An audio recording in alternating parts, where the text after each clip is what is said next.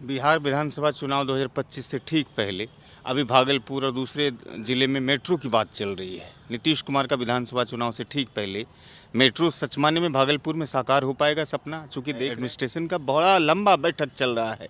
विधानसभा चुनाव से ठीक पहले मेट्रो की बातें सही है, फिर ये सिगुफा या लॉलीपॉप? एक गठबंधन से चुनाव लड़ते हैं, सत्ता दूसरे गठबंधन के साथ चलाते हैं, तो एक पत्नी और दो पति का खेल चल रहा है, एक बीवी दो गुलाम का बिहार। तो मजाक इन्होंने राजनीति का बनाया हुआ है, सीरियस हमको लोग नहीं ले रहे। अरे हमें तो सीरियस लिया कि पहले चुनाव में 10.5% वोट शेयर दिया है। भारतीय जनता पार्टी गरीबी से मुक्त हो गई, हर जिला में बड़ा भव्य कार्यालय बन गया है, भारतीय जनता पार्टी के नेताओं के ऐश मौज आ गए हैं। जनता को गुमराह करने वाली बात है, गुमराह करने की राजनीति करते हैं और हर जिले में अपना कार्यालय बनाते हैं। और सुनने में आया कि हमारे प्रखंड में कार्यालय लोग बना। अगर बिहार समृद्ध हो गया तो बिहार के लोग पलायन क्यों कर रहे हैं? अगर बिहार समृद्ध हो गया तो शिक्षा के लिए बाहर क्यों जा रहे हैं? अगर बिहार समृद्ध हो गया तो इलाज के लिए बाहर क्यों जा रहे हैं? बिहार में इतना भ्रष्टाचार क्यों है? शराबबंदी विफल क्यों है? अमित शाह जी के अंदर दम है तो बैठ के किसी मंच से चर्चा कर लें इन बातों की। आपको भरोसे से कहता हूं कि अभी जो 10.5% का वोट शेयर आया है वो 20 से 30% लोगों के पास हम पहुंचे हैं तो आया है। जब हम 100% लोगों के पास पहुंचेंगे तब हमारा वोट शेयर क्या होगा, ये देखने वाली बात है। अच्छा, प्रशांत किशोर जी कहते हैं कि जब हम बिहार में पैदल चलते हैं तो बिहार सरकार के जो आंकड़े हैं उससे अधिक गरीबी दिखाई देता है।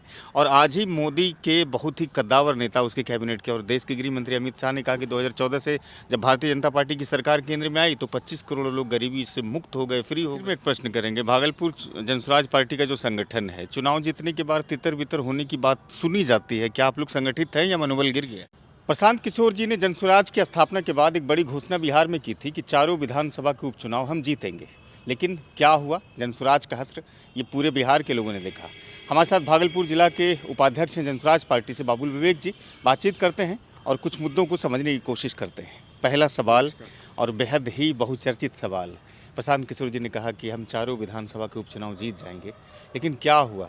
न तो नौकरी की बात सुनी गई, न तो बाहर बच्चे मजदूरी की बात सुनी गई, न तो तमाम तरह की बात सुनी गई जनसुराज की या फिर प्रशांत किशोर जी की, और अंततः आपको चारों ही सीटों पर हार मिली है। देखिए, प्रशांत किशोर जी ने जो भी कहा था कि बिहार के विचार लोगों के बीच में बिहार के मुद्दों को लेके जाएंगे, वो जा रहे हैं।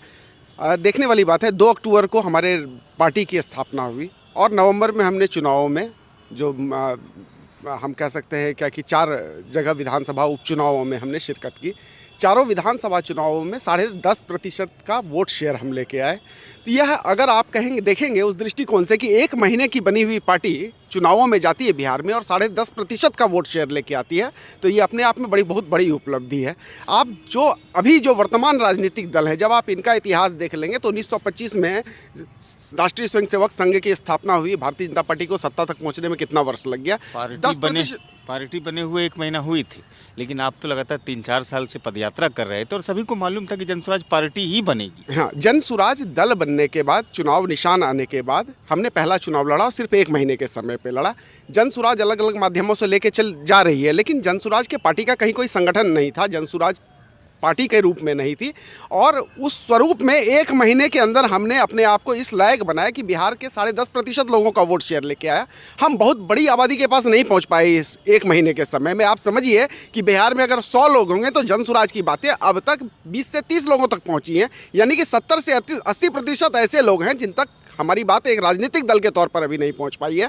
अगले चुनाव में आने वाले 1 साल में जब पार्टी ने अपने संगठन को बनाया है और उसका विस्तार अभी हम लोग कर रहे हैं हर जगह पे, संगठन को लेकर जब जाएंगे तो यह देखने वाली बात होगी। और मैं आपको भरोसे से कहता हूं कि अभी जो 10.5% का वोट शेयर आया है वो 20 से 30% लोगों के पास हम पहुंचे हैं तो आया है। जब हम 100% लोगों के पास पहुंचेंगे तब हमारा वोट शेयर क्या होगा, ये देखने वाली बात होगी। विपक्षी अब कह रहे हैं कि प्रशांत किशोर जी को ही पूरा बिहार सीरियस नहीं लिया। अभी देखिए सेमीफाइनल में उसका ये हाल हो गया।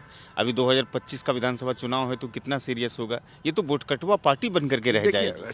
सबसे बड़ी बात है कि जो ये कह रहे हैं कि प्रशांत जी किशोर जी को बिहार के लोगों ने सीरियस नहीं लिया, दरअसल वो बिहार के लोगों को सीरियस नहीं लेते। एक गठबंधन से चुनाव लड़ते हैं, सत्ता दूसरे गठबंधन के साथ चलाते हैं, तो एक पत्नी और दो पति का खेल चल रहा है, एक बीवी दो गुलाम का बिहार में। तो ये तो मजाक इन्होंने राजनीति का बनाया हुआ है, सीरियस हमको लोग नहीं ले रहे। अरे हमें तो सीरियस लिया कि पहले चुनाव में 10.5% वोट शेयर दिया है जनसुराज को। ये जनसुराज के लिए बहुत बड़ी आशा है, आने वाले चुनाव में जो है इसकी स्वीकार्यता और बढ़ेगी। अच्छा, प्रशांत किशोर जी कहते हैं कि जब हम बिहार में पैदल चलते हैं तो बिहार सरकार के जो आंकड़े हैं उससे अधिक गरीबी दिखाई देता है। और आज ही मोदी के बहुत ही कद्दावर नेता, उसके कैबिनेट के और देश के गृह मंत्री अमित शाह ने कहा कि 2014 से जब भारतीय जनता पार्टी की सरकार केंद्र में आई तो 25 करोड़ लोग गरीबी से मुक्त हो गए, फ्री हो गए। देखिए ये आंकड़ों से खेलने का खेल है। अगर आप देखेंगे तो मैं तो यही जानता हूँ कि भारतीय जनता पार्टी गरीबी से मुक्त हो गई। हर जिला में बड़ा भव्य कार्यालय बन गया है। भारतीय जनता पार्टी के नेताओं के ऐश मौज आ गए हैं। जनता तो वहीं के वहीं खड़ी है। बिहार वहीं पिछड़ा हुआ है। बिहार न इनके एजेंडे में पहले था, न इनके एजेंडे में अभी है। इनके एजेंडा में अपना हित है, बिहार के लोगों को गुमराह करते हैं, अपना हित साध रहे हैं। यही काम ये कर रहे हैं। गृह मंत्री जी आंकड़ों के से खेलते हैं। बिहार का पर कैपिटा इनकम सबसे ज़्यादा है। अगर बिहार समृद्ध हो गया तो बिहार के लोग पलायन क्यों कर रहे हैं? अगर बिहार समृद्ध हो गया तो शिक्षा के लिए बाहर क्यों जा रहे हैं? अगर बिहार समृद्ध हो गया तो इलाज के लिए बाहर क्यों जा रहे हैं? बिहार में इतना भ्रष्टाचार क्यों है? शराबबंदी विफल क्यों है? अमित शाह जी के अंदर दम है तो बैठ कर किसी मंच से चर्चा कर लें इन बातों की। ये जनता को गुमराह करने वाली बात है। गुमराह करने की राजनीति करते हैं और हर जिले में अपना कार्यालय बनाते हैं। और सुनने में आया कि हर प्रखंड में कार्यालय लोग बनाने वाले हैं। तो उनका वही राजनीति है, वही स्टाइल है राजनीति का। बिहार विधानसभा चुनाव 2025 से ठीक पहले अभी भागलपुर और दूसरे जिले में मेट्रो की बात चल रही है। नीतीश कुमार का विधानसभा चुनाव से ठीक पहले मेट्रो सच मायने में भागलपुर में साकार हो पाएगा सपना? चूँकि देख रहे हैं एडमिनिस्ट्रेशन का बड़ा लंबा बैठक चल रहा है।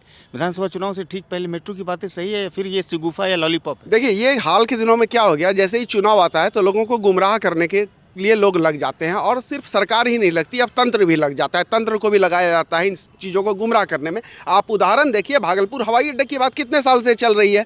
30-40 साल से हम हवाई अड्डा की बात कर रहे हैं। हवाई अड्डा अभी तक धरातल पर नहीं उतर आया है। हम स्मार्ट सिटी हमारे यहाँ पर आया, भद्द पिट गया। हमको उसमें कोई जो है स्मार्ट सिटी की एक योजना को आप बता दीजिए जो सफल हो धरातल पर, बुरी तरह से विफल है। नमामि गंगा का वही हाल है। आदर्श ग्राम एक भी नहीं बना। लेकिन एक नया सिगुफा अगर मेट्रो का ला रहे हैं तो ये दिग्भ्रमित करने की राजनीति है। और भागलपुर के लोग, बिहार के लोग इनके दिग्भ्रमित करने की राजनीति को जानते हैं, समझते हैं और इन्होंने देखा है और अनुभव ले लिया है। अब तक समस्या क्या था कि विकल्प नहीं था। अब जनसुराज जैसा विकल्प है और हम मुद्दों की राजनीति पे इनको लेके आएंगे और हम करके दिखाएंगे कि मुद्दों की राजनीति कैसे की जाती है। आखिर में एक प्रश्न करेंगे, भागलपुर जनसुराज पार्टी का जो संगठन है, चुनाव जीतने के बाद तितर बितर होने की बात सुनी जाती है। क्या आप लोग संगठित हैं या मनोबल गिर गया? नहीं, जनसुराज पूरी तरह से एक पार्टी के तौर पर एक है और हमारा एक ही उद्देश्य है, बिहार को बदलना। कहीं कोई निजी हित नहीं है, कहीं कोई निजी स्वार्थ नहीं है। बिहार में मुद्दों की राजनीति को स्थापित करना है। और ये जो गुमराह करने वाले राजनीतिक दल हैं, इनको का जो पोल खोल है वो जनता के सामने करना है, लोगों को जागरूक करना है और बिहार की बेहतरी के लिए एक होकर बिहार को फिर से श्रेष्ठ बिहार और बनाना है हम लोगों को। इसी लक्ष्य को लेकर हम सभी लोग हैं इकट्ठे। शुक्रिया बाबुल जी, आपने समय दिया। हमारे चैनल सिटी टाइम्स को बहुत बहुत धन्यवाद इकराम जी, आपने मौका दिया मुझे अपनी बातों को रखने के लिए। बाबुल विवेक साहब थे, भागलपुर जिला के जनसुराज पार्टी के उपाध्यक्ष, जो अपनी बातों को रख रहे थे। चैनल को सब्सक्राइब कीजिएगा, बातों को भी अधिक से अधिक साझा कीजिएगा। फेसबुक पर पेज है, वहाँ देखते हैं तो फॉलो लाइक ज़रूर कीजिएगा। शुक्रिया।